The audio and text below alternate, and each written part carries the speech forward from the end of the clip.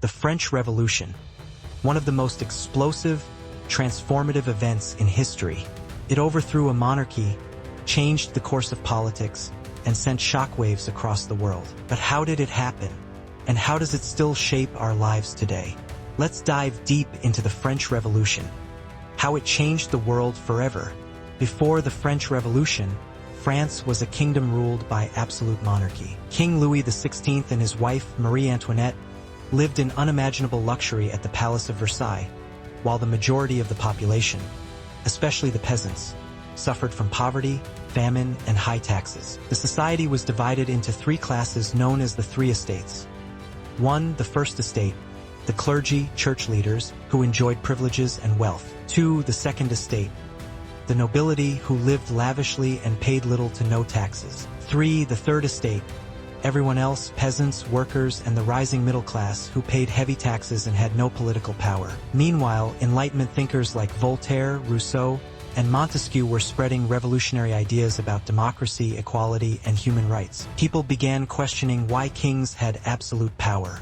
By the late 1780s, France was in crisis. A series of bad harvests led to food shortages, and the country was drowning in debt from years of war and royal extravagance. The king attempted to raise taxes, but the Third Estate had had enough.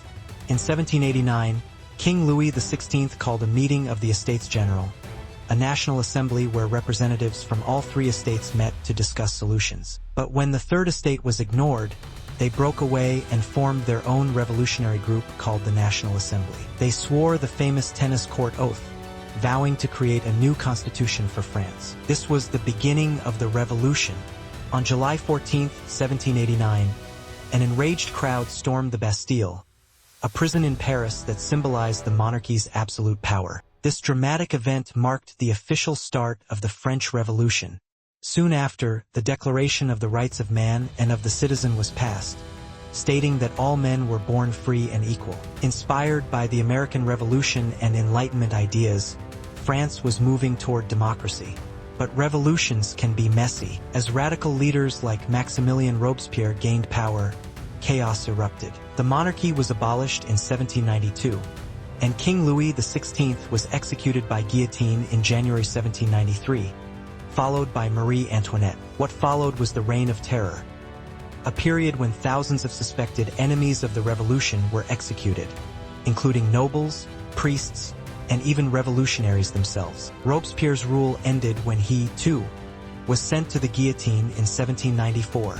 With the monarchy gone and France in turmoil, a new leader emerged, Napoleon Bonaparte. A brilliant military commander, Napoleon took control of France in 1799 and eventually crowned himself emperor in 1804. Napoleon expanded French influence across Europe and introduced major reforms, including the Napoleonic Code, which shaped modern legal systems worldwide. Though he was eventually defeated, his legacy reshaped Europe forever. So why does the French Revolution still matter today?